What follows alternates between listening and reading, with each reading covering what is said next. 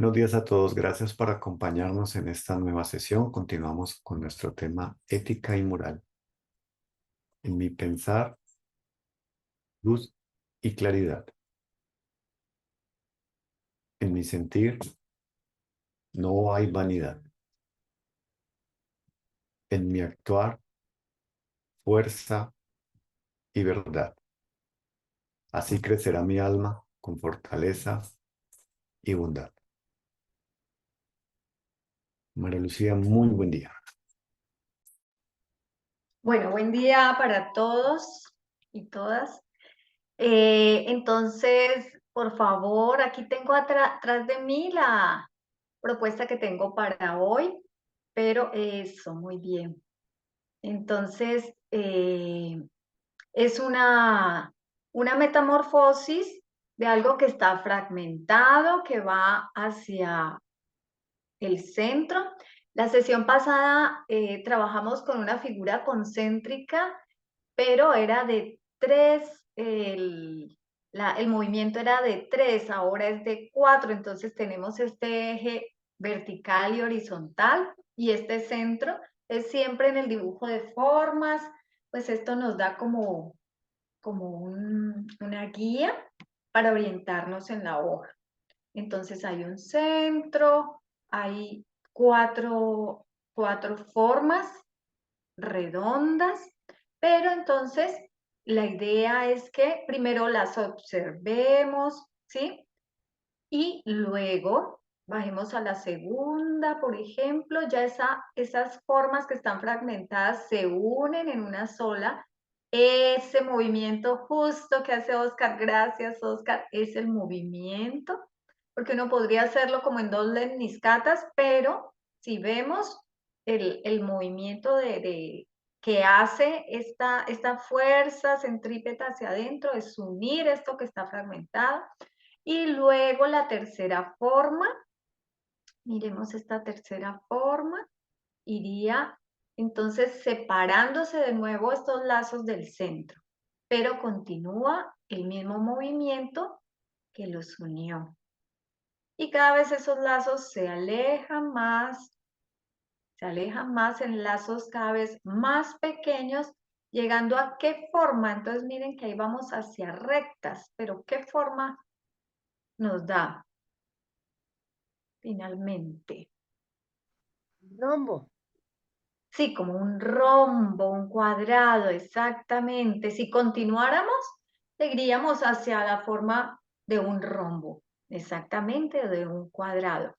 Eh, entonces, esta es la propuesta para hoy, pero cada uno va a trabajar dependiendo del tamaño de su hoja. Entonces, vamos a observar. Luego, Oscar, muestras la otra foto que te mandé, que podríamos hacer como primero esta observación y luego como para, para no interrumpir, mientras van preparando el papel, podemos hacer dos formas en una sola hoja si tienen un tamaño de un cuarto.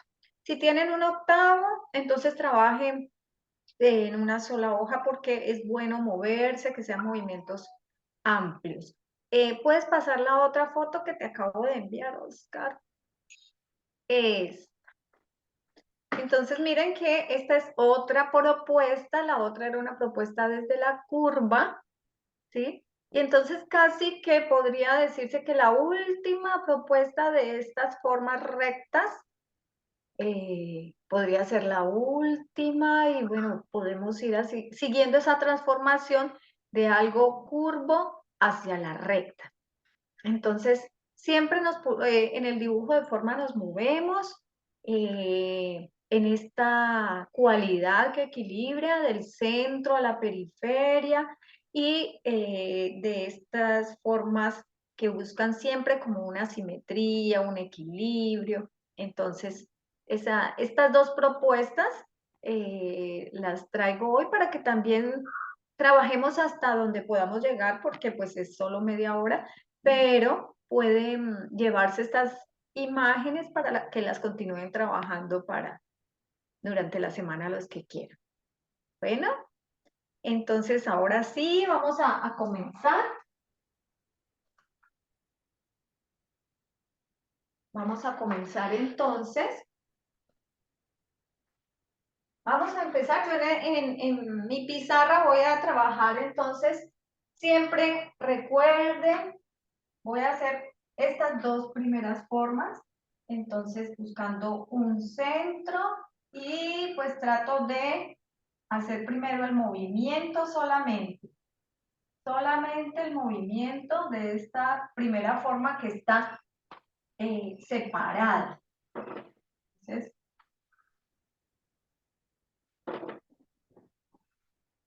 y aunque no hay un movimiento continuo, pero sí voy a pasar varias veces por esa forma, porque recuerden que a veces, miren, en mi caso, no es todo está tan equilibrado, pero a medida que voy pasando y repitiendo el trazo una y otra vez, esta forma se va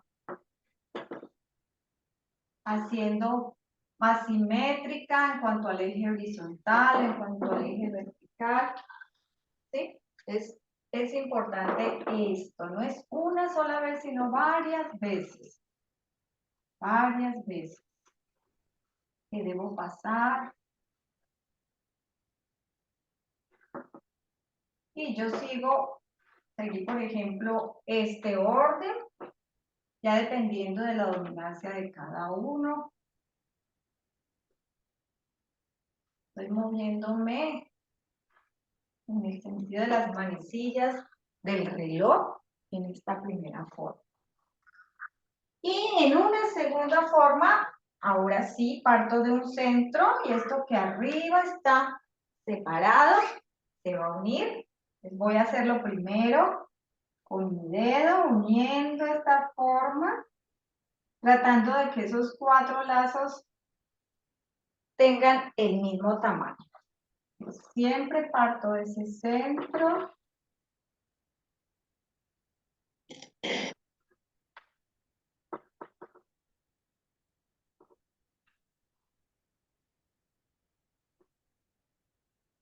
Una y otra vez.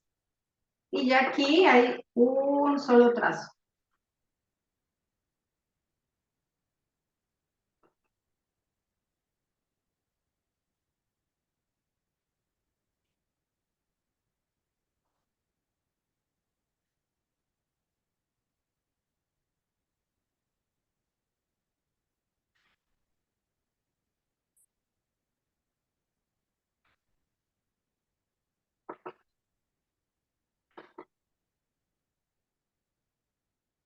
Bueno, y entonces me alejo, siempre observo que mi forma aún la puedo equilibrar un poco, está un poquito más grande un lado que el otro, entonces vuelvo y paso, voy a hacerlo en el sentido contrario.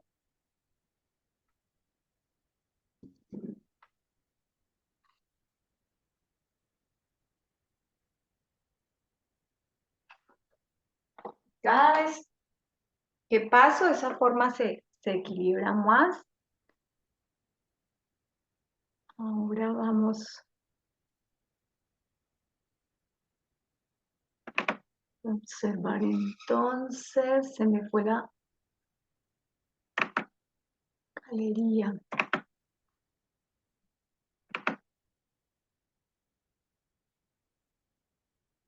Muy bien, entonces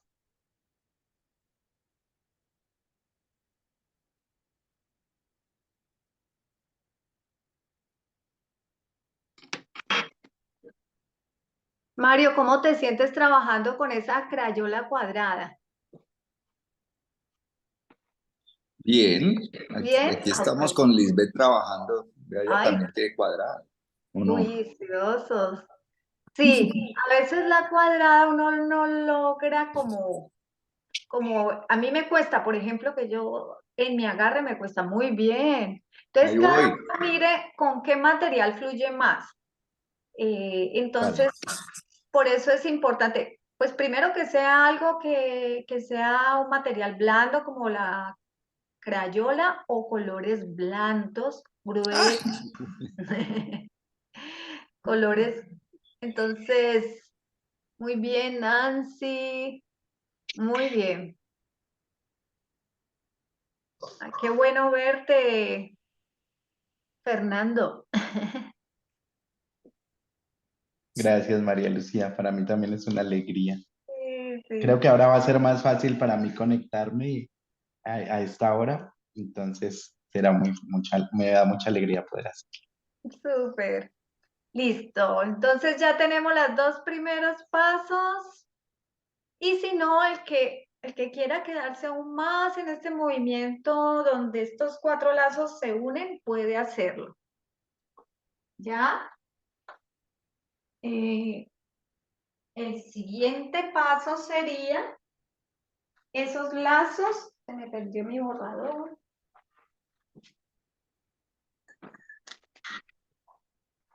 Yo voy a borrar la forma de mi pizarra, pero ustedes ya van siguiendo estos pasos que yo tengo aquí a la derecha. Y entonces un tercer paso, vemos que sigue el mismo movimiento en un solo trazo, pero se aleja de ese centro. Pues siempre empiezo solo con el movimiento y se aleja solo un poco, dejando un pequeño rombo en el centro. Ese sería el siguiente paso. Y empiezo con un color que no sea tan visible.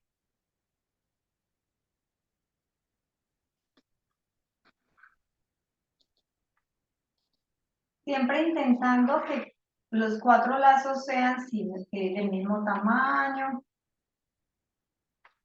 que estén orientados bien en el sentido horizontal, vertical, que estén en el centro de mi hoja.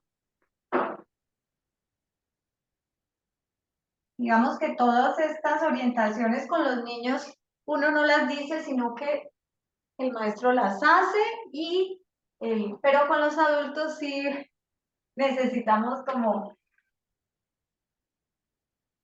haciendo conciencia de cómo eso, los niños la cogen así, sí.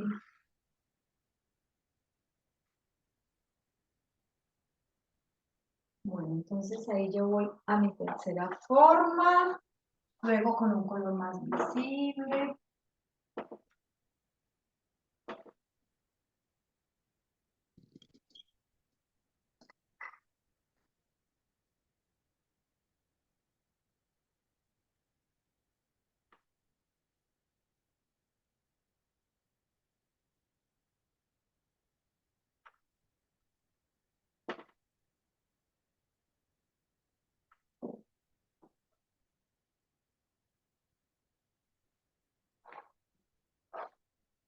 Entonces pueden trabajarla de pronto por detrás de la hoja y cada uno llega hasta donde sienta que puede llegar, si le cuesta alguna forma. Yo sé que hay muchísimos avanzados que llevan ya varios años haciendo dibujo de formas y lo incluyen más rápidamente, pero los que de pronto apenas se están conectando con este tipo de dibujo, pues podemos llegar, por ejemplo, hasta esta tercera, podría ser.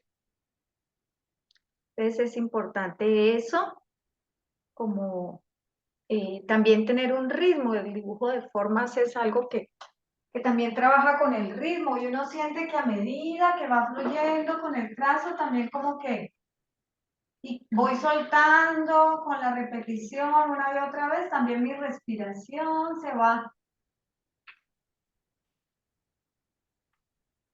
Respiración como que también va cambiando su ritmo. Pero si tenemos un trazo tenso, una postura tensa, eso depende también de cómo estoy, cómo está mi postura. También cuando trabajo el dibujo de forma, no es solamente estoy trabajando la forma, sino tengo que percibirme yo misma. ¿Cómo estoy? Entonces, también es diferente cuando la trabajo en posición vertical o sobre un plano horizontal. Y voy a hacer el cuarto paso donde continúo alejándome del centro. Sería el cuarto paso Y donde el lazo es más pequeño,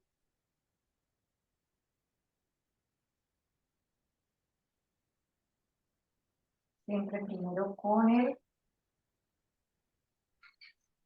solo el movimiento, lo puedo hacer en el aire. Y luego sí, con un color que no sea tan visible. O sin hacer tanta presión, sino que al principio muy suave mientras hago el primer trazo.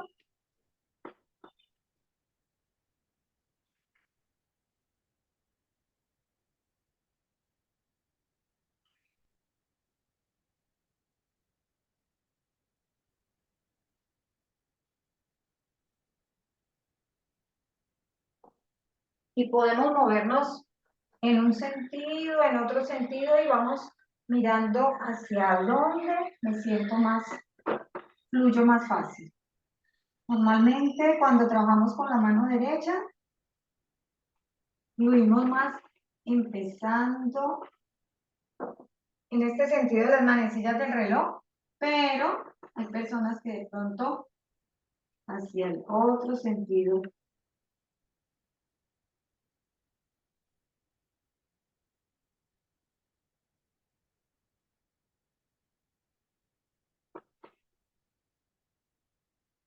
En mi caso, ya con esta forma, yo tengo que agacharme un poquito, entonces mejor me siento. Entonces, recordemos que lo importante no es la forma final, el resultado, sino yo mismo, ¿no?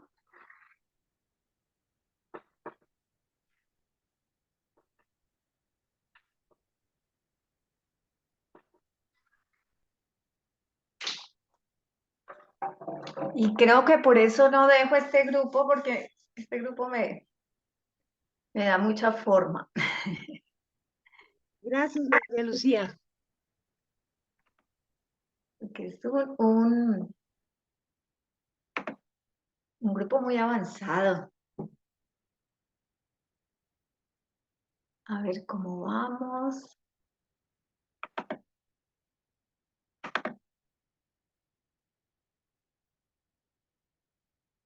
A ver, alcanzo a ver a Oscar, que ya va en el cuarto paso. Lisbeth también se está moviendo. Pero Lisbeth creo que tiene varias formas en la misma hoja. Tiene una hoja grande, muy bien. Andrea, súper. Uy, Mónica, no. Ya, Mónica, miren. Estas son las alumnas avanzadas que ya fluyen solas. Me cuesta el último, entonces hice otro como más separado, porque seguía estando el centro muy... Sí, sí, sí, eso es como mirar y pueden haber pasos intermedios, ¿no? Entre esos y está bien.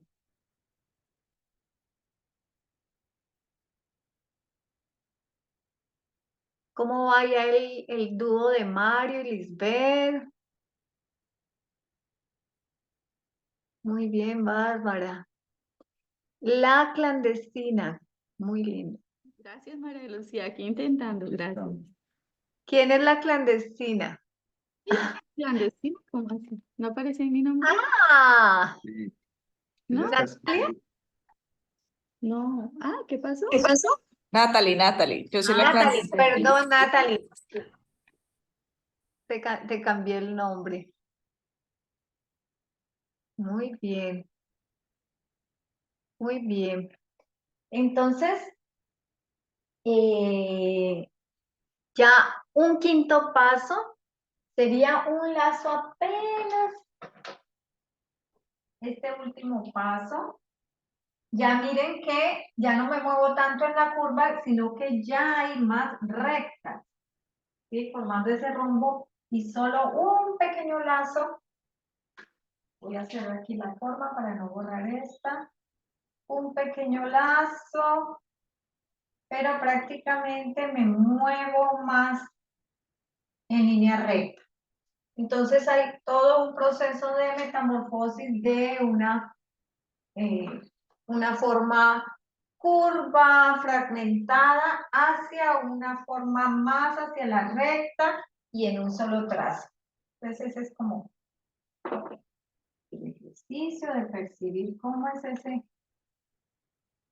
Bueno, aquí no deje márgenes, esto no lo van a hacer ustedes sí van a, pero para no borrar como el proceso que venimos haciendo. Siempre es bueno cuando trabajemos guardar los límites, ¿no? Tener un límite superior, un límite inferior, derecha e izquierda también, como unas márgenes para que la forma se vea más bella.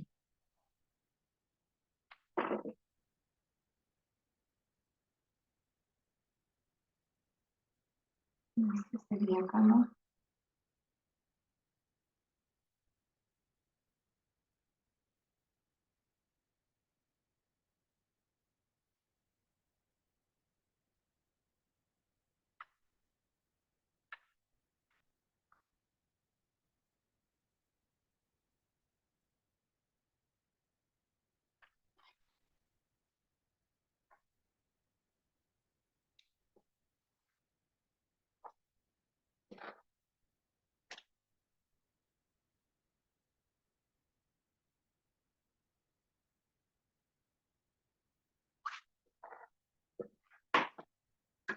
Y ya los que van más adelantados podrían hacer la última forma.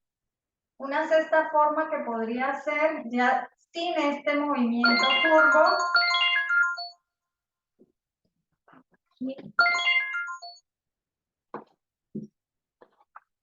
Sin este movimiento curvo, sino solamente esta recta. Este podría ser como un último paso, que no lo tengo aquí, no está en la...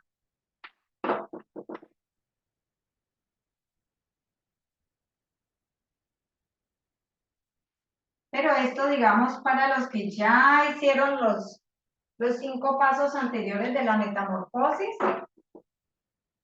este podría ser un sexto solamente con rectas, unas rectas que pueden ser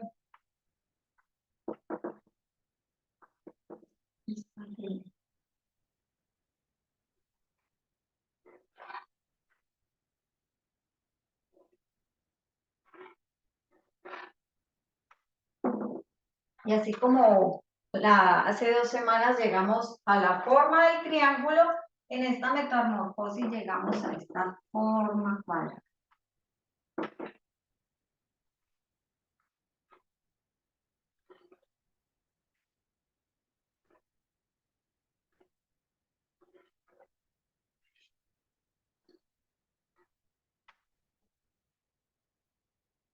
Sería en este orden, así, esto pasaría aquí, y de aquí para acá.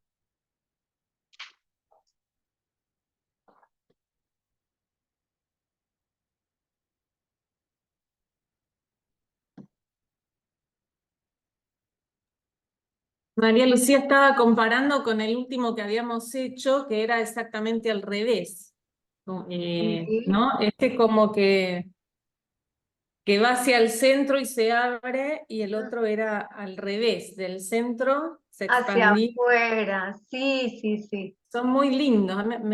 La verdad que me disfruté mucho de estas formas. O sea, sobre todo cuando lo vas terminando y vas viendo todo, ¿no? El camino que hace. Sí, Muy sí. lindo. Y claro, y nunca vamos a decir, vamos a dibujar una flor, simplemente es ir moviendo estas formas. Como que de la flor el resultado final es un rombo, pareciera que si uno lo ve así sería imposible que eso sucediera, ¿no? Y con todo el recorrido, muy lindo. Gracias. Bueno, gracias a ustedes por la constancia. Bueno, por aquí Bárbara escribió pasar de la curva a la recta es maravilloso. Sí, así es. Gracias. Para mí siempre es más fácil ir de la curva a lo recto. Cuando es de lo recto a la curva, siempre me cuesta, pero fluyo más cuando es curva. Sí, y allí es donde estamos cada uno, ¿no? Claro, la recta necesita un poquito de más tensión porque tiene una dirección, pero también ya cada uno fluye diferente con el dibujo de formas. Ahí, María Lucía, sí, es Nancy, interesante cómo del centro hay que cuidar bastante el centro para que el rombo pequeño va creciendo, creciendo, como en el mismo tamaño. sí, Entonces, por eso para mí hacer en 4 hojas para ir bien, procurando que el tamaño del rombo se mantenga en cada figura. Digamos, va creciendo, va creciendo. sí. Muchas gracias. Sí. Bueno, María Lucía, muchísimas gracias. bueno, que tengas un buen día. Muchas gracias. Gracias, Gracias. Lucía. Gracias. ¿Quién desea leer, por favor? Yo leo.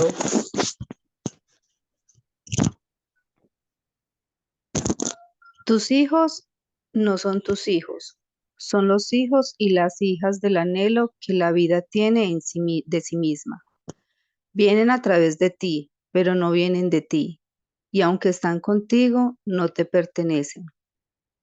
Puedes darles tu amor, pero no tus ideas, porque ellos tendrán sus propios pensamientos.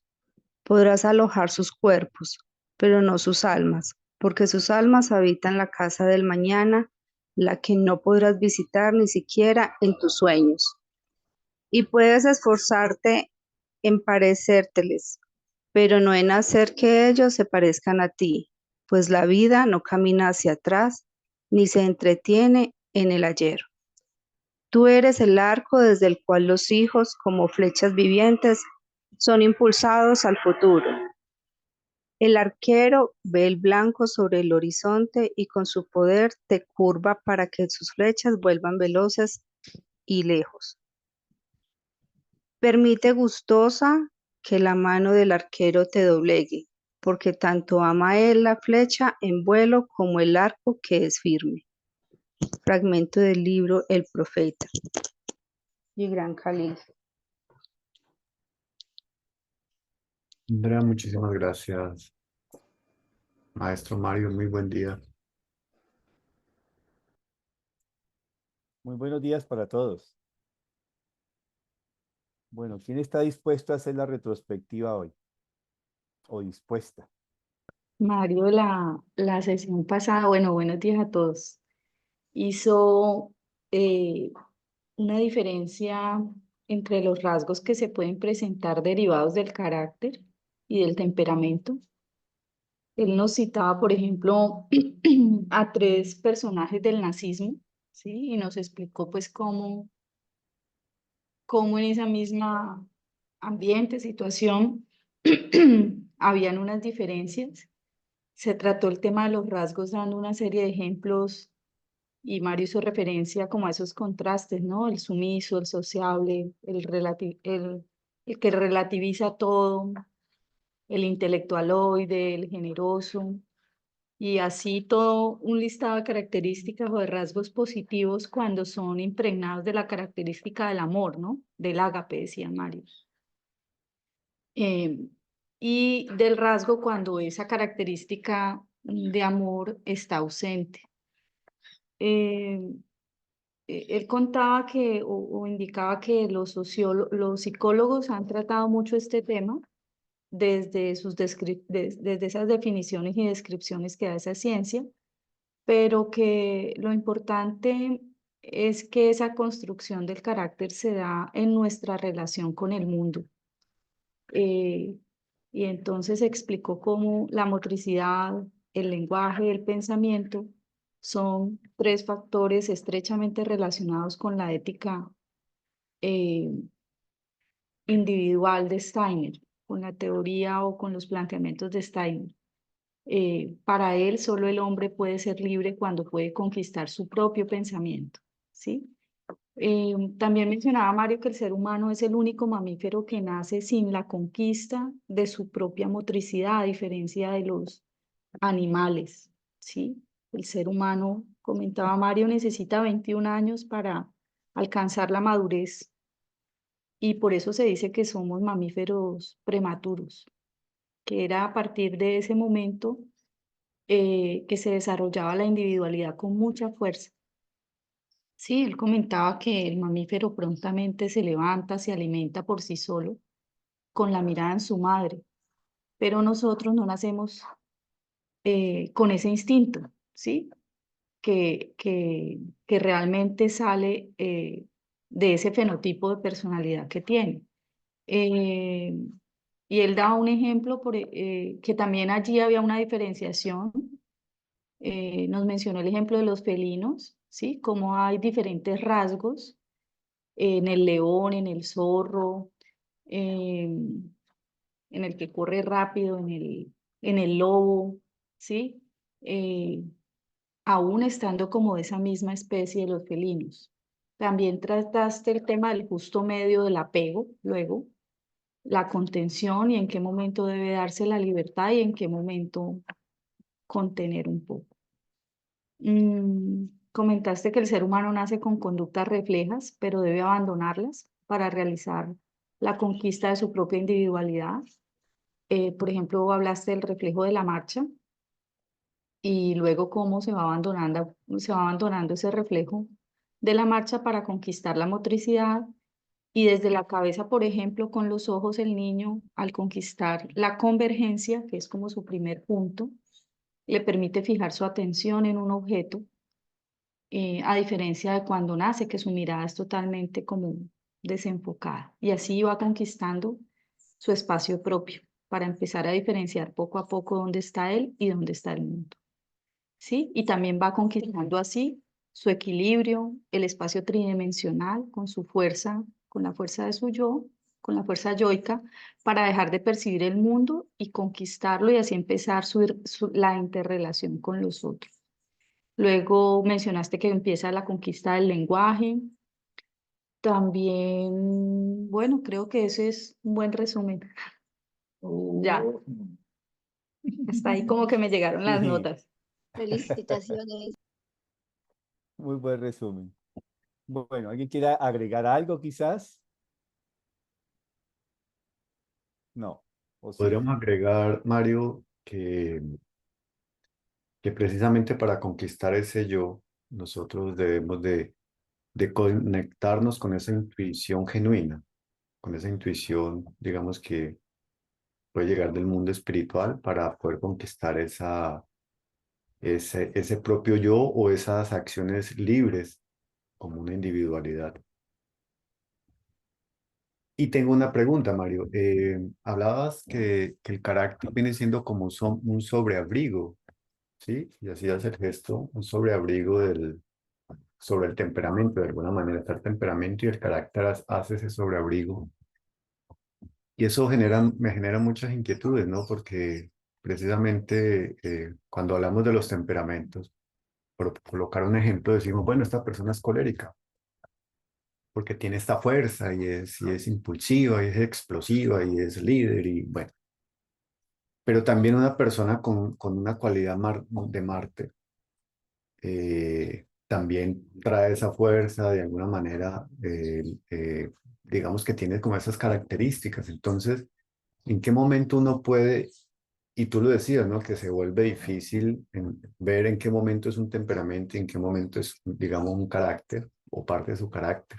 ¿Cómo podría uno ahí como empezar a despejar no, sino cómo empezar a ver esa diferencia, Mario, entre el Mm, temperamento y un carácter? Tenemos que hacer entonces una formación para poder llegar Una a pregunta. esas percepciones, pero digámoslo, hay una gran, o sea, el problema comienza, esta gran confusión que tenemos de la percepción completa del ser humano, comienza en el siglo IX. cuando se nos extingue del espíritu, en ese octavo concilio de Constantinopla. Que dijo el hombre, a partir de hoy el hombre no tiene más espíritu, y solo quedó la concepción de cuerpo y alma. Y luego ya hacia el siglo XII, ya cada vez, entre el siglo XII al XIX, va a desaparecer el concepto de alma.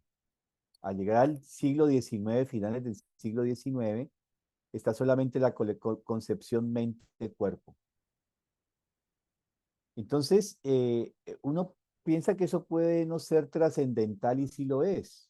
Yo mencionaba, creo que en alguna ocasión, como los tratados de Kretschmer y Sheldon, que uno se refiere al temperamento y el otro al carácter, los títulos de estas obras ya se prestan a confusión.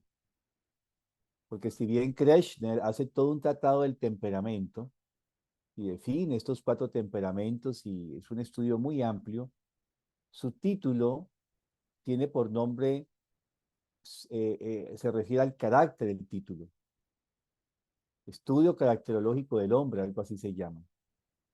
Y cuando uno estudia la obra de Sheldon, que trata totalmente sobre el carácter y habla de el carácter, los rasgos activos, pasivos, y hace esa caracterización tan profunda del carácter, su título es el estudio de los temperamentos.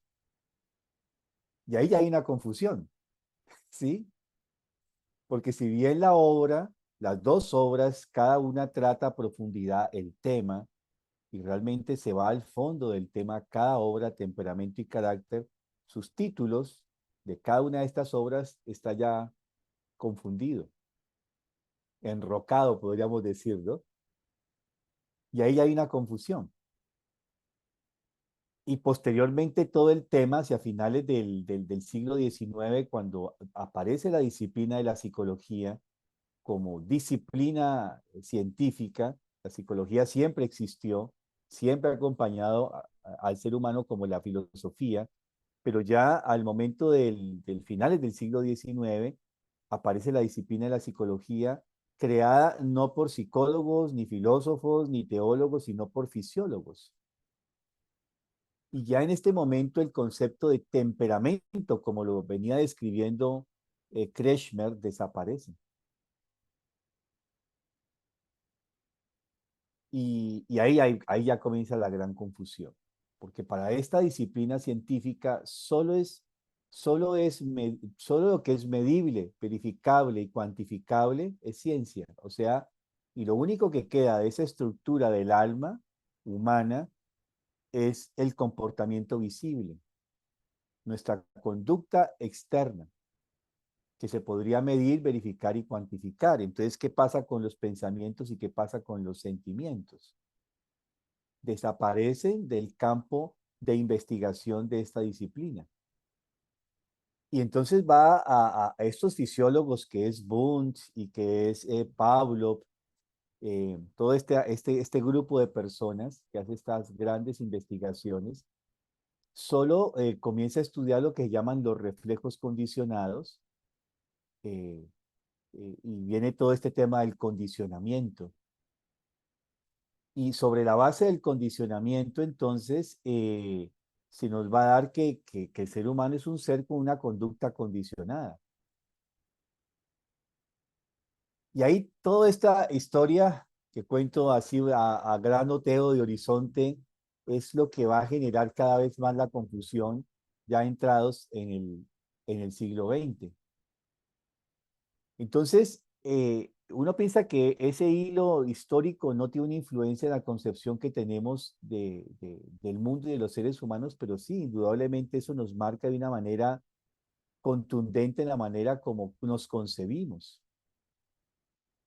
porque genera un paradigma. Querámoslo o no, toda nuestra formación profesional como hijos, la mayoría creo que nacimos en el siglo XX, ¿cierto? Somos del siglo pasado ya. Casi la mayoría de los que estamos acá, tuvimos una estructura de formación. Y lo veamos claramente o no, esa estructura de formación tiene esas bases, tiene estas bases fundamentales epistemológicas de paradigmas. O sea, toda educación tiene como base un enfoque psicológico del ser humano. O sea, no hay pedagogía que no tenga detrás una concepción psicológica del ser humano. Y esto es lo que conlleva a que justamente no tengamos dentro de nuestras representaciones o conceptos, digamos, heredados del pensamiento dado, o sea, los paradigmas, que es lo que tenemos como pensamiento dado, heredado, los paradigmas no nos hablan de esto. Entonces, cuando miramos al ser humano, lo miramos sobre la base de los paradigmas. Voy a colocar un ejemplo. Nos hablan de una persona y nos hablan bien o nos hablan mal de esa persona. No la conocemos. Entonces nos formamos una representación de esa persona con los que nos cuentan bien o mal. Y cuando nos vamos tenemos la oportunidad de encontrarnos realmente con esa persona, va a estar mediando en esa relación perceptual que tengo con el otro ser humano, el concepto, el paradigma creado previamente de esa persona. En el mejor de los casos, cuando nos hablan bien, pues obviamente, este es fulano de tal, del que también me habían hablado, ¿cierto? Nos decimos internamente. Pero también cuando nos han hablado más de una persona, decimos, este es aquel sujeto, ¿sí? Del cual me han hablado tan mal. Tengo que cuidarme de él. Ya eso media la relación, como ejemplo, ¿cierto? Entonces los paradigmas que tenemos ya nos condicionan en la base de nuestra percepción. Entonces, esto para explicar por qué se confunde poder percibir temperamento y carácter. Y tenemos un error porque cuando nos referimos a los seres humanos adultos, decimos el temperamento y olvidamos que ese temperamento está, como el gesto que dice, impregnado del carácter. Por eso colocaba el ejemplo de estos tres personajes del nazismo: Hitler, colérico; Goebbels, flemático; y Himmler, melancólico. Tres con temperamentos distintos, pero su comportamiento en común era sádico. O sea, tenían rasgos de carácter sádico.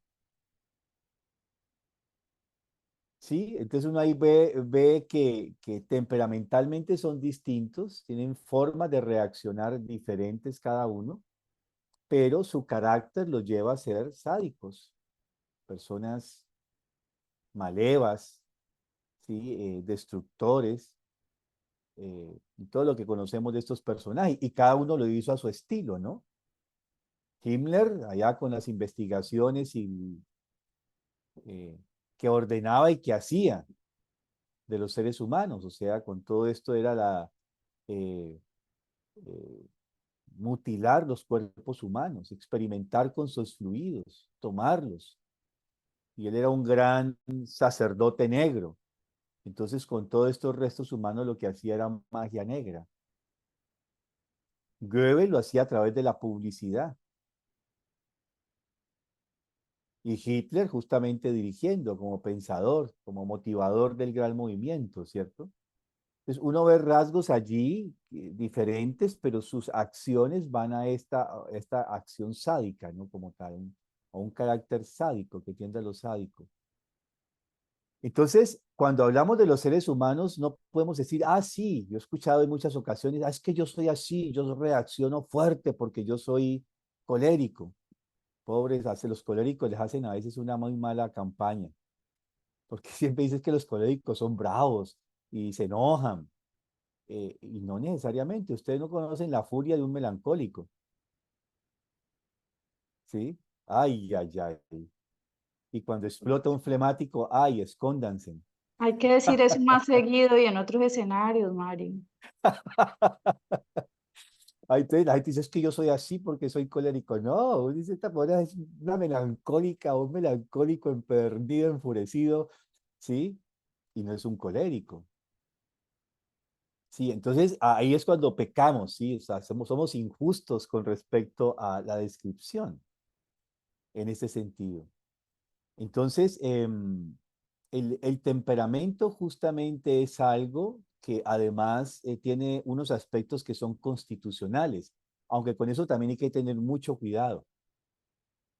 Yo alguna vez conocí un personaje alto, flaco, hasta ojeroso, ¿sí? Era muy alto y flaco, y uno podía, y su caminar era así como a veces como arrastrando los pies, y uno puede decir, ese es un melancólico, a ojo, ¿no? Hacia ojo rápido, ese es melancólico. Pero cuando uno ya se relacionaba con esta persona y entraba en una relación de unos días con esta persona, entré en una relación con esta persona, me di cuenta que no era melancólico, era sanguíneo, de temperamento sanguíneo. Entonces digo, hay que tener mucho cuidado, ¿cierto? O siempre pensamos, los coléricos son bajitos, tienden a ser bajitos, compactos, todos macizos, ¿no? Rollizos, como un cañón. Pero pudo uno encontrar un colérico alto y no bajito. Sí, o sea, hay que tener cuidado inclusive con el aspecto antropológico, ¿sí? La fisonomía de la persona. Entonces, aunque sí hay rasgos muy que uno puede decir, sí, en general los coléricos tienden a ser bajos, macizos, rollizos, ¿sí? Más tendiendo hacia lo muscular. Los sanguíneos tienden a ser más agraciados en sus formas, eh, más eh,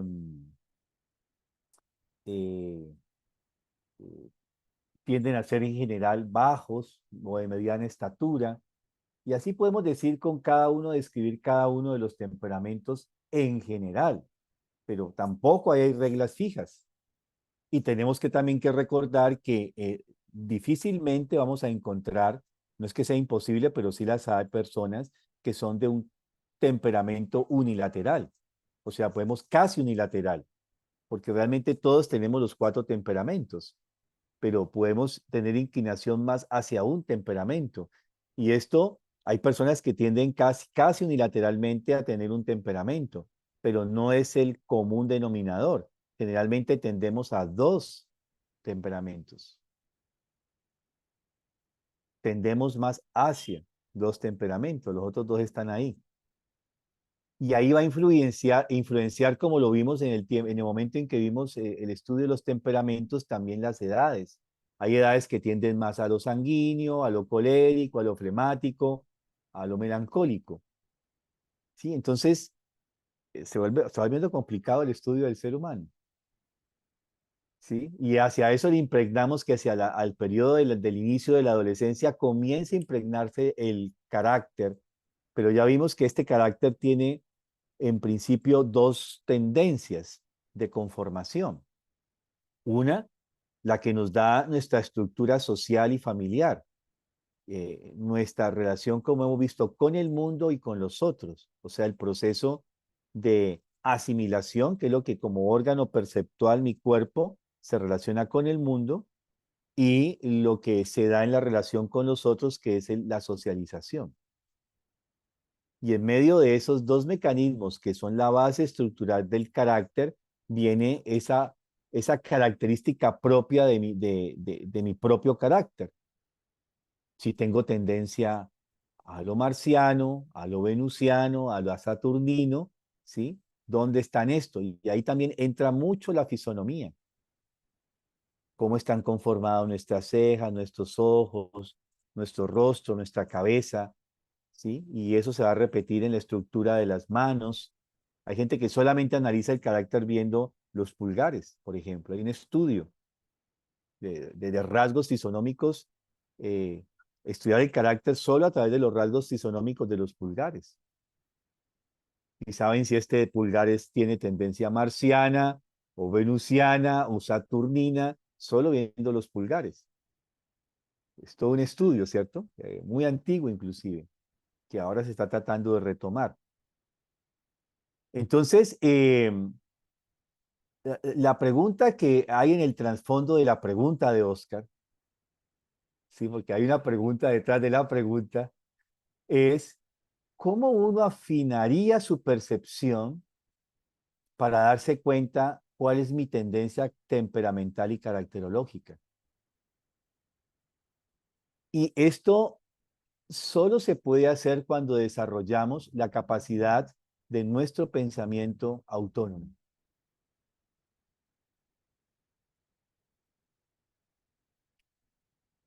Ahora, la gran pregunta es cómo desarrollamos el pensamiento autónomo. ¿Sí? Esa es la gran pregunta. Porque toda nuestra cultura desde el siglo IX, justamente lo que nos ha impedido es a que desarrollemos el pensamiento autónomo y a que solamente tengamos actos de fe. Hay que creer porque es así. Hay que creer porque el libro lo dice. Hay que creer porque el maestro lo dice. Hay que creer porque lo dice el líder. Hay que creer porque lo dice el líder en cualquier condición, ¿cierto? Con el respeto que se merece, pero en muchas, lo voy a decir, en muchas religiones se dice, después de leer un texto, palabra de Dios. Eso lo vemos mucho en las religiones, ¿no? Pero indirectamente en la ciencia también se dice palabra de la ciencia. ¿Sí? O sea, siempre estamos apelando al paradigma. Aquí lo dice acto de fe. Y el acto de fe no solamente existe hoy en día en el concepto o en las disciplinas religiosas, sino también en las disciplinas científicas.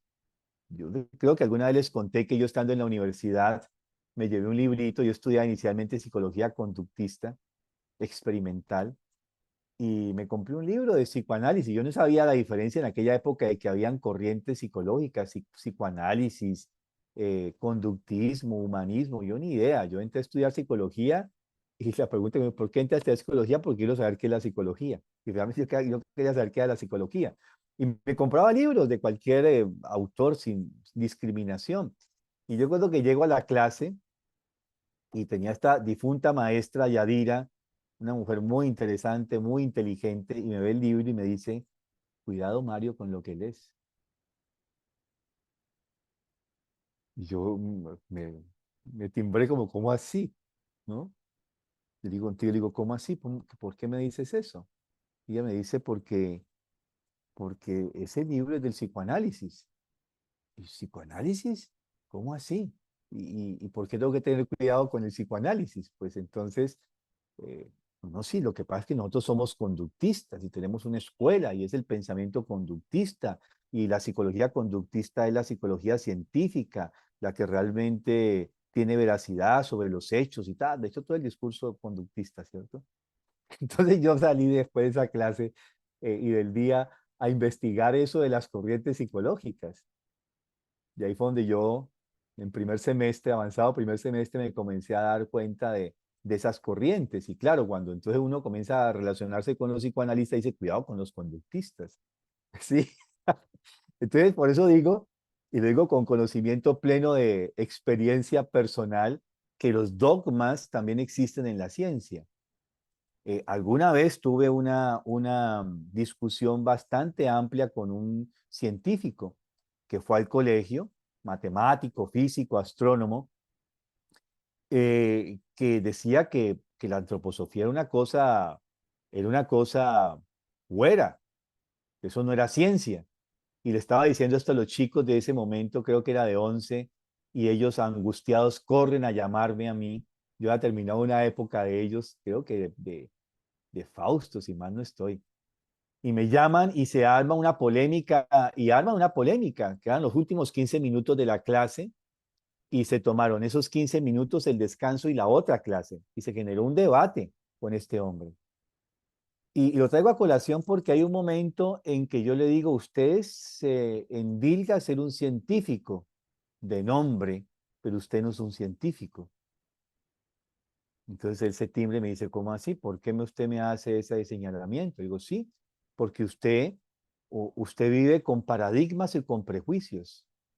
Y desde sus paradigmas y sus prejuicios usted juzga. Y esa no es la posición de un científico. Porque la posición de un científico es vivir con una pregunta. Usted está haciendo un juicio. sobre la disciplina de la antroposofía. Pero usted no ha vivido con la pregunta, ¿realmente la antroposofía será un método científico? Y después de haberse permitido vivir con esa pregunta y trabajado la pregunta, podría llegar a alguna conclusión. Pero usted de entrada está diciendo que, como leyó el texto de que dice un título que dice la ciencia oculta en bosquejo, usted dice que nada oculto puede ser ciencia. Está hablando solamente de un prejuicio. Y bueno, sí, es decir, ¿qué es esto? O sea, también vivimos con estos prejuicios que arrastramos, ¿cierto? Entonces, lo que adjudicamos como pensamientos propios, muchísimas veces no son pensamientos propios. Y ahora viene la gran pregunta. Y esta pregunta que trajo Oscar tiene que ver justamente con nuestro tema de hoy. ¿Cómo desarrollamos un individualismo ético? Y la respuesta inicial es desarrollando un pensamiento autónomo. Porque a todo lo que nosotros conocemos como principios heredados, que sería lo moral, tenemos que anexarle como seres individuales de esta época nuestro pensamiento autónomo. Para a través del pensamiento autónomo juzgar esos preceptos morales que nos han sido heredados y juzgar si tienen validez o no hoy. O renovarlos. O ratificarlos. Pero yo debo colocarme en ejercicio individual, libre, autónomo, independiente, bien LAI, como digo yo, LAI son las siglas de libre, autónomo, independiente, para llegar a un juicio desde sí mismo. Y aquí es donde viene el método fenomenológico que nos da Steiner, porque la antroposofía tiene un método de investigación en la fenomenología. ¿Ustedes han visto que cuando uno comienza esos cursos de antroposofía, lo mandan dizque a observar cosas? Y a que hacer una descripción de las cosas. ¿Han visto eso? A mí al principio, les confieso, me parecía como fofo eso, ay, ver plantas, ay, ay. Ver la planta todos los días, ¿no? Ay, la vida no ve nada diferente en la planta. ¡Ah! ¿Qué tipo de ejercicio es este? Se pregunta uno, ¿cierto? Me Pero tienen viendo un fósforo hace 3 semanas. un fósforo, y el el mismo fósforo de siempre. Yo que voy a ver un fósforo de nuevo, ¿cierto? Pero resulta que cuando uno va entrándose en el ejercicio, uno supera sus propios prejuicios de que es un ejercicio muy simple, muy tonto, diría uno, ¿cierto? Entre comillas. Justamente ahí está el método fenomenológico. Y este método fenomenológico consiste en que yo tomo un objeto. Y ahora en la relación con el objeto, ¿recuerdan cuál es el primer aspecto que uno relaciona dentro de la estructura del carácter? Vimos que eran dos aspectos que forman el carácter, ¿cierto? Uno en relación con el mundo y uno en relación con los otros. En la relación con el mundo es la asimilación. Es mi percepción asimilando el mundo. Entonces, cuando yo tomo un objeto, cualquiera que sea una planta, una semilla, un fósforo, un lápiz, ¿sí? Y lo comienzo a observar, realmente allí comienzo a que esta capacidad perceptual mía se va a adentrar dentro de o sea, va a tener una relación primero con el objeto ¿qué se me hizo mi lápiz a propósito? Aquí no puedo decir que me lo robaron, como siempre, me lo quitaron porque aquí lo único que estoy soy yo. Ah, aquí está. Entonces, se digo, ¿quién me cogió mi lápiz? ¿Quién me lo robó? Y aquí no puedo decir porque lo único que está en este escritorio soy yo. Entonces, por ejemplo, cojo el lápiz, ¿cierto? Como objeto. Y ahora lo primero es que yo comienzo a activar mi percepción. Yo puedo decir, sí, un lápiz. Yo cojo y trabajamos siempre con un lápiz, ¿sí? Digo, ah, sí, un lápiz. Ok, ya. Y estoy con el concepto de que es un lápiz. Pero cuando yo ahora digo, ajá, voy a observar el lápiz, voy a percibir el lápiz conscientemente. No digo, es un lápiz y lo manipulo, lo utilizo, le saco punta, se me acabó, lo reemplazo por otro. Y así he tenido una relación totalmente inconsciente con el lápiz. Pero ahora digo, no, voy a tener una relación consciente con el lápiz. Entonces, lo primero es percibirlo de verdad, no el concepto de que lo estoy percibiendo, percibirlo. Entonces, en el percibirlo comienzo a darme cuenta de, por ejemplo, tiene un amarillo que tiende a un amarillo oscuro. Es lo primero que me doy cuenta. Luego puedo darme cuenta de que ese lápiz que está impregnado de un color amarillo no es redondo, sino que tiene eh, eh, formas que lo hacen como si fuese un gran rectángulo cada parte. Ah, interesante. Luego me doy cuenta que tiene unas letras grabadas que quizás tuvieron un color en el pasado negro. De aquí ya está no lo tiene porque este es un lápiz muy manipulado. No tiene, pero quedan vestigios de que eso que está allí impregnado con letras o grabaciones tuvo un color negro. Y que tiene un título, tiene un nombre, podría ser, ¿cierto? Y lo puedo leer. Luego me doy cuenta que en la parte de arriba tiene una parte que es metálica y al tacto puedo decir parece aluminio. Y me doy cuenta de que además tiene un tallado y que en la parte de la mitad el tallado es más amplio y sigue el talladito más corto en la parte de arriba. Y que en la mitad, esa parte que es un espacio entre el tallado inferior y superior, tiene un color rojo. Y que arriba, arriba tenía algo que salía de aquí, que puedo percibir, que me acuerdo que era una goma, ¿sí? Que ya no está. Y luego si me voy a la parte de abajo, veo que claro, esto es madera, al tocarlo aquí. Y que dentro de la madera hay una punta que, que parece de grafito, ¿sí? Y que deja impregnado algo de color negro. Y ahí yo entré en una relación perceptual con el objeto, real y consciente, no con el concepto de lápiz,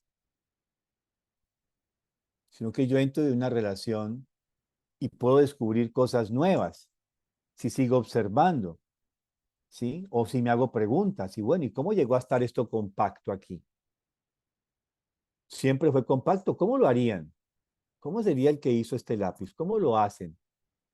¿Cómo llegó a estar ensamblado sus partes para llegar a ser un lápiz? Y aquí comienzo, no voy al diccionario, ni a Google, cómo se hace un lápiz, o en YouTube, que me basa en el proceso del lápiz. Comienzo a utilizar mi capacidad imaginativa. ¿Cómo pudo haber sido ensamblado este lápiz? Porque me doy cuenta que son partes, ¿sí? Y quizás si llego y pelo toda esta parte amarilla, le quito con una cuchillita, le quito todo esto, voy a darme cuenta de que esta parte de lo que es la maderita son dos partes que han sido ensambladas, que luego le colocaron eh, el, la capuchita, hay una talla aquí, tallaron aquí la madera para que quepa esta lámina de aluminio y luego le ensamblan el caucho. Entonces puedo comenzarme a preguntar por cada parte, bueno, ¿y de dónde sacaron la madera? ¿Cómo sacaron la madera? ¿Cómo llegaron a darle forma a esta madera? ¿De dónde sacarían los árboles de los cuales sacaron esta madera para hacer este lápiz? ¿Y esta madera qué será? ¿Pino, roble, cedro, chanul? ¿Qué será? ¿Y el aluminio? ¿Cómo hicieron? ¿Cómo hicieron para extraer el aluminio? ¿De dónde lo sacaron? ¿Y cómo hicieron para darle a estas laminitas forma a esa gran lámina de aluminio después de haberla formado? ¿Cómo hicieron para hacer estos pedacitos de aluminio y darles estas formas? Ah, tiene que haber una máquina detrás de todo esto. Ajá, ¿y este grafito cómo lo sacaron? ¿Cómo existe el grafito en la naturaleza? ¿Cómo ese grafito llega a estar aquí metido, esta punta tan delgadita metido aquí, lo meten, cómo... Y así ya entro en una capacidad donde me obligo a imaginar el proceso de construcción de este lápiz. No voy a Google, por favor, ni a la enciclopedia Guillet, que había en mi casa, que ahí dice cómo se hace un lápiz. Trato de utilizar mi capacidad imaginativa. Y entonces tengo que entrar dentro, a través de mi capacidad imaginativa, y quizás allí me puedo llegar a quedar corto, ¿sí? En el proceso del aluminio, se me acaba la imaginación, ¿sí? Pero bueno, digamos que la capacidad imaginativa en la medida que el entreno permite que me devela cosas, porque esa capacidad imaginativa, imaginemos que la capacidad imaginativa es como si fuese un órgano perceptual, como si fuese un ojo que aprende a ver las cosas de la manera adecuada y justa. Y la imaginación aquí, en esta ejercitación, se convierte en un órgano de percepción. Y esa imaginación, en la medida en que el entreno me comienza a develar misterios que yo, no necesariamente sin ir a Google o a la enciclopedia Guillet o cualquier otra, puedo conocer cómo se hizo, sino que mi imaginación me permite ir dándome cuenta y así la voy estimulando. Entonces, de pronto la imaginación se va a transformar en inspiración. Y de pronto eso que no se me llega, es como si me soplaran al oído. Entonces, sí, esto podría ser así. Y si llego a un nivel mucho más elevado, ejercitando esta imaginación, ya no voy solamente a lo inspirativo, sino que llego a un nivel intuitivo, donde quizás en un momento determinado se me abría una compuerta y veo toda la producción desde que entra todos los materiales a la fábrica, cómo es el proceso y cómo se construye un lápiz.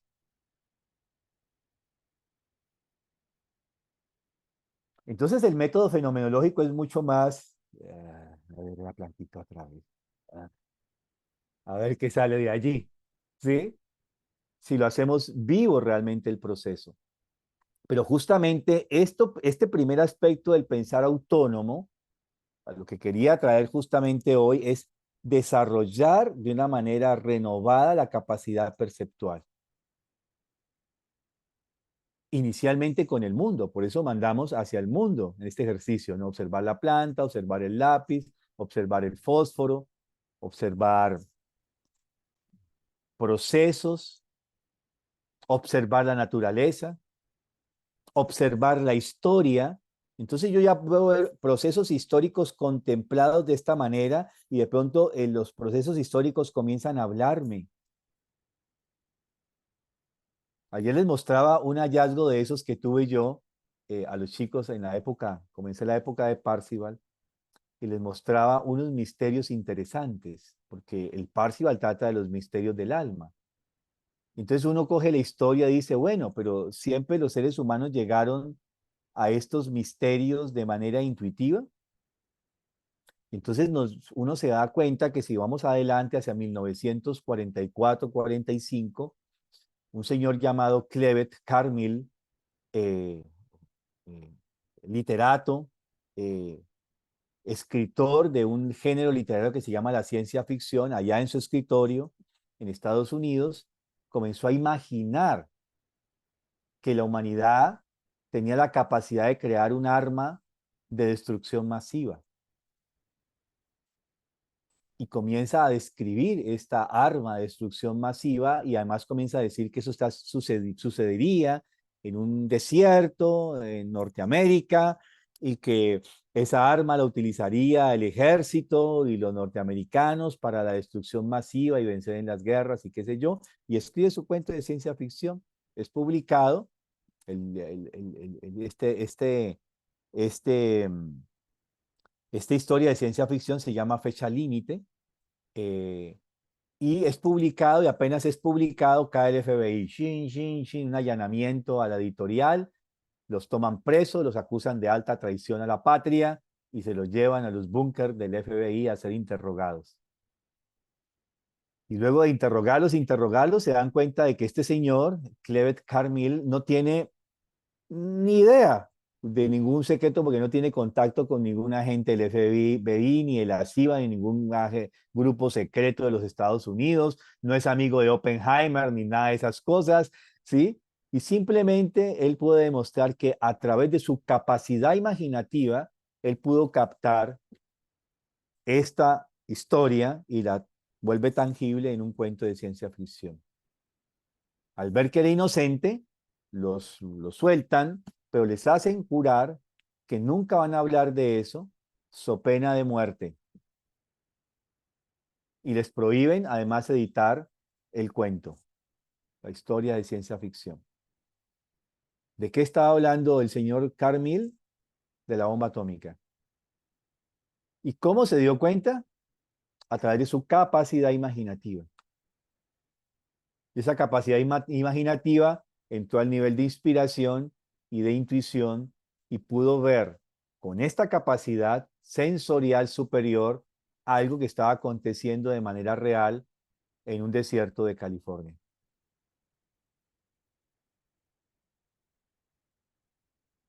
Pero eso no se queda allí. Entonces, si uno se va aquí menos 500 años antes de Cristo, hay un señor llamado Esquilo, que después de venir de las guerras contra los persas, Salamina, Termópilas y lo demás, se dedica a escribir dramas y escribe 3 dramas también sacados de su imaginación, los lleva al teatro y allí en el teatro él mismo es actor dentro del teatro y cuando está recitando unos versos de Prometeo encadenado, una de sus 3 obras, alguien del público grita, traición, traición, debe ser apresado y ejecutado. Y los soldados se abalanzan sobre él huye, se mete dentro de uno de los templos sagrados de Atenea. La norma griega dice de que nadie puede ser apresado ni tocado en un templo, tiene amnistía absoluta. Entonces aparece el hermano de Esquilo, Abnías, y dice, pero ¿acaso se puede juzgar a un hombre, o sea, condenarlo sin haber sido juzgado? Todo hombre libre, griego, debe ser juzgado. Entonces yo me ofrezco como su abogado. Bueno, en ese tiempo no existía el concepto de abogado, ¿cierto? Pero yo me ofrezco como su defensor. Y entonces Abnias, con hechos concretos, demuestra que su hermano, en el tiempo que podía haber sido instruido en los misterios de Luisis, que era lo que él estaba recitando, él estaba en las guerras contra los persas y muestra las cicatrices que tiene en su cuerpo y los testimonios de los que lo conocieron, los que quedaban vivos dieron testimonios que sí realmente en ese tiempo estuvo allá. Y también le prohíben entonces que vuelva a significar estos misterios. 2 de estas obras desaparecen y solamente nos queda en la historia de la humanidad Prometeo encadenado. Esquilo entra a través de su capacidad imaginativa nuevamente en ese mundo perceptual espiritual de la inspiración y la intuición y saca estas cosas que eran instruidas en los templos sagrados de Eleusis y habla de estos misterios. Ahora lo interesante son hechos que ustedes los pueden ver en la historia, pero cuando ustedes lo contemplan o utilizan la capacidad imaginativa y contemplan estos hechos históricos, dicen, caramba, entre el menos 500 antes de Cristo y el 1945 acontecen cerca de 2500 años. Y los misterios del Parzival escritos es como tal y la exterminación de la comunidad del Grial sucede cerca del 2500. 2500, la mitad 1500. Primero, alguien a través de su capacidad imaginativa de ver a los misterios del espíritu. 1500, 2250 años, los misterios del alma son develados a través de la capacidad imaginativa y 2500 años después, los misterios de la materia, de la energía atómica. O sea, lo que quiero mostrar con estos hechos es que realmente la capacidad imaginativa no es un cuento de hadas. Es una capacidad que se puede desarrollar y que nos permite adentrarnos en develación de misterios. O sea, ¿qué es misterio? Algo que está vedado, algo que tiene una cortina delante. Y un misterio está para quitar las cortinas y abrirlos, no para que esté detrás de las cortinas, sino para que salga adelante o sea visible lo que está detrás de las cortinas. Y esto solo es si desarrollamos esta capacidad. Entonces la fenomenología justamente nos permite esto. Y ahí viene la primera ejercitación. Primero hacia el mundo exterior, luego esa capacidad la puedo dirigir hacia el mundo interior. Entonces, de esta manera, en el ejercitarme en esta capacidad, la voy dirigiendo hacia el mundo exterior y luego la comienzo a dirigir hacia el mundo interior. Y claro, aquí los psicólogos hicieron sobre todo los psicoanalistas, dijeron, miremos entonces ese mundo interior, pero comenzaban a ver solamente lo denso, turbio e instintivo que había en nuestra alma, que fue lo que vio inicialmente el señor Freud. Pero resulta que dentro de ese mundo anímico no solamente existe eso instintivo, pulsional, sino también que se mueve nuestra naturaleza intrínseca, autónoma, libre e independiente, que es nuestro yo superior. Y solo cuando esa capacidad perceptual se dirige dentro de mí y va a percibir inicialmente, sí, esas pulsiones, instintos, ese cuerpo desiderativo, lo supero, trasciendo y me adentro en ese mundo anímico, entonces voy a comenzar a tener una relación conmigo mismo. Trascender hacia el mundo espiritual o elevarme hacia el mundo espiritual no es escarnarme y irme hasta los confines del universo, hasta el 31º cielo. Elevarme hacia el mundo espiritual realmente es introducirme introducir esta capacidad perceptiva dentro de mí mismo. Igual que cuando estamos ante un abismo, estamos allí al filo del peñón del abismo, miramos el abismo y uno siente un vértigo y siente toda esa cuestión del miedo y las tripas que le atan a uno así como un nudo. Pero ahora yo ahí, ecuánime e impasible, contemplo el abismo, o sea, contemplo todo eso del cuerpo desiderativo que hay en mí y ahora me sumerjo con coraje a percibir también lo luminoso que vive dentro de mí. Y ahí está el ejercicio. Entonces, cuando yo me comienzo a adentrar en esa naturaleza, ahí es cuando comienzo a decirme, ajá, yo soy colérico o melancólico. O sea, ya comienzo a darme cuenta de cuál es mi temperamento y cuál es mi carácter y cómo está conformado mi carácter y qué viene con lo constelar, ¿sí? Y qué viene con lo heredado. Y comienzo a darle un orden a mi vida y eso se llama autoeducación. Pero es autodirigida, no es de una concepción que tengo que ser un niño bueno o un ser humano bueno, sino a partir de lo que yo percibo de mí mismo y decido transformar para ser un mejor ser humano. O sea, pulirme como ser humano y llegar al desarrollo deseado. ¿Y cuál es el desarrollo deseado? El que yo fijé en mi etapa prenatal. No como un concepto de ser niño bueno, sino cuál es el aspecto de realmente el que yo tendría que dirigirme para llegar al nivel de mi desarrollo, de mi crecimiento evolutivo personal. Y cuando llego a esto, esas son las decisiones éticas individuales. Y es cuando decido desde mi propia interioridad hacer el bien y transformar el mal en bien. Pero como un dictamen de esa imaginación, inspiración, intuición de mí mismo. Bueno, no sé. Traté de ser un poco pictórico, pero yo sé que es un tema que no es fácil, ¿no? Pintarnos en esto de la filosofía de la libertad y esta capacidad de desarrollar la capacidad intuitiva, que es lo que nos manda Steiner, o la fantasía creadora, ¿sí?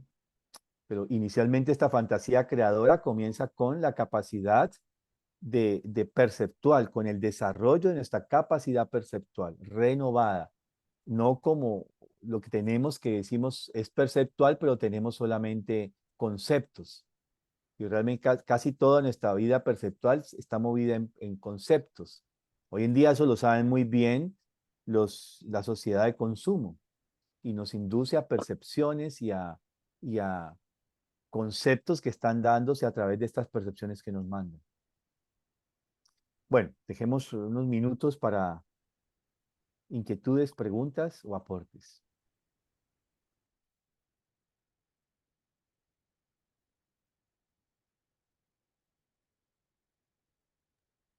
¿Hay inquietudes? Pueden abrir libremente el micrófono.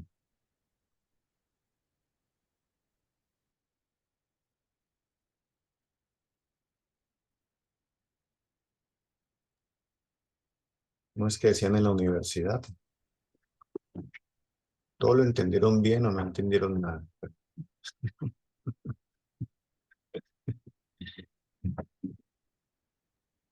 Mario, buenos días. Disculpen que no puedo abrir el video.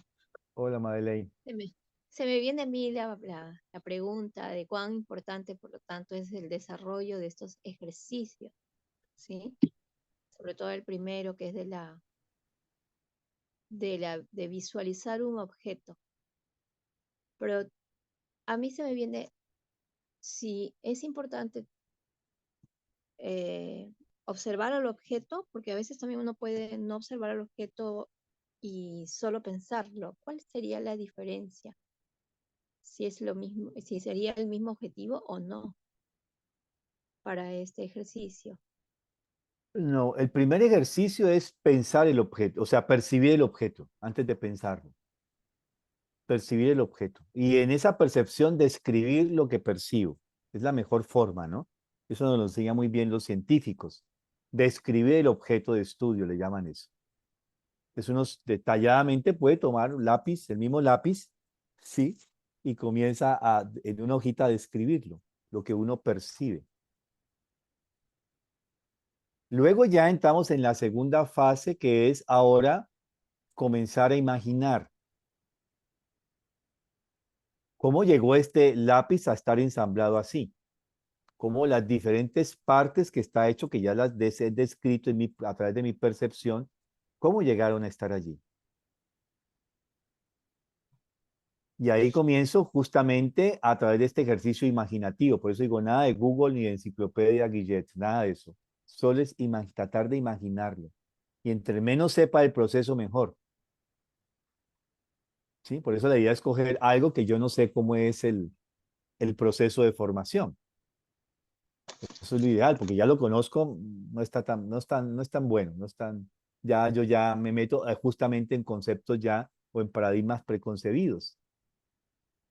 Y el tercer paso, que ya entra lo que es el pensamiento puro, o sea, el primero es percepción, descripción de lo que percibo. El segundo paso es imaginar cómo llegaron estos elementos a estar ensamblados de esta forma para esto convertirse en el concepto lápiz. Y ahora el tercer paso es imaginar al que lo pensó por primera vez. Y ahí recién estoy entrando en los pensamientos puros.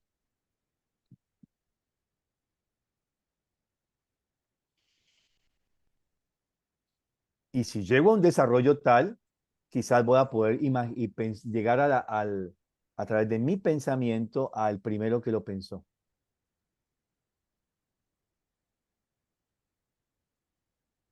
Sí, entonces es un proceso. Percepción, imaginación, pensamiento puro. Porque también tenemos un pensamiento que es el condicionado, los conceptos, los paradigmas, y eso está bien, lo necesitamos. Pero tenemos que superar este pensamiento, este pensamiento que está formado en paradigmas, en conceptos mismos, para trascender al pensamiento autónomo. Y este pensamiento autónomo es cuando justamente estoy llegando, entonces viene el proceso imaginación en el primer paso, inspiración en el segundo, intuición en el tercero. Entonces, esta ejercitación de imaginación, inspiración e intuición es lo que me va a llevar al desarrollo del pensamiento autónomo. Ese sería el proceso, en ese orden.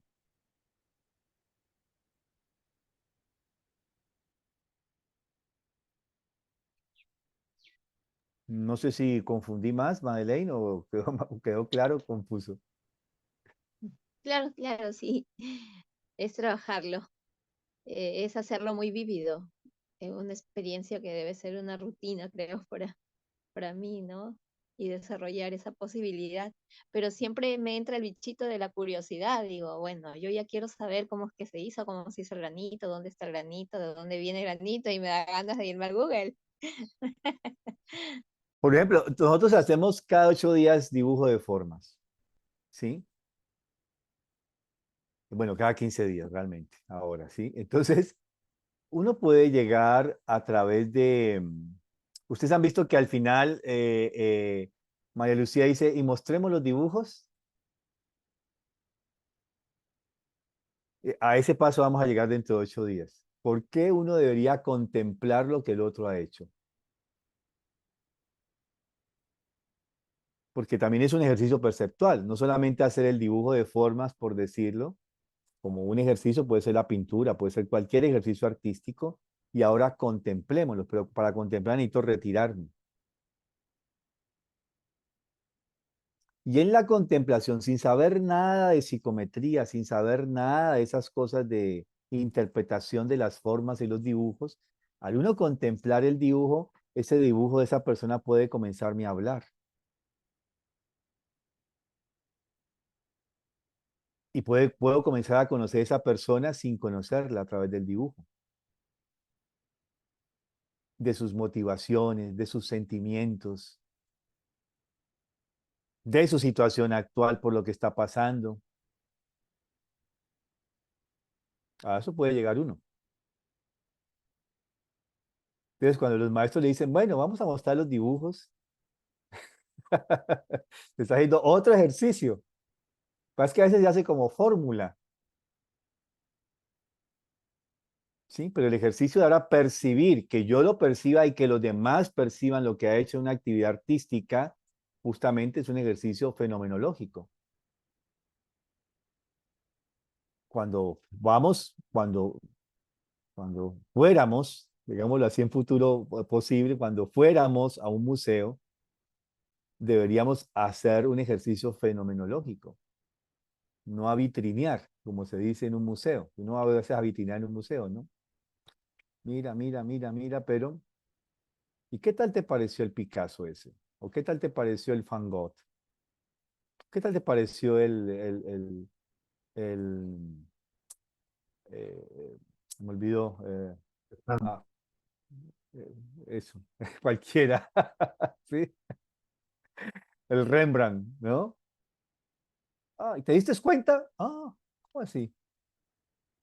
Estuvo ahí, viajó uno, no sé en cuántos, 5.000 kilómetros para ver la sala de Rembrandt y no se dio cuenta del juego entre luz y oscuridad y que la luz salía del corazón de los personajes, por ejemplo. Bueno, entonces, eh, que- eh, luego vamos a mirar que Steiner habla de que esta capacidad imaginativa, inspirativa, intuitiva, lo voy a complicar un poco, no nace de la cabeza, sino del corazón. Y vamos a demostrar dentro de 8 días que el corazón es un gran órgano de percepción. O sea, es un cerebro más, pero no funciona como el cerebro. Bueno, pero eso es dentro de 8 días. Muchas gracias, Mario. Bueno, Con Muy mucho gusto. trascendente, Mario, gracias. Gracias, Mario. Muy importante. Gracias, Mario. vamos a cerrar. Yo lo leo. En mi pensar, luz y claridad. En mi sentir, no hay vanidad. En mi actuar, fuerza y verdad. Así crecerá mi alma, con fortaleza y bondad. Gracias, Mónica. Gracias, maestro Mario. Gracias a todos. Feliz semana. Nos vemos en 8 días.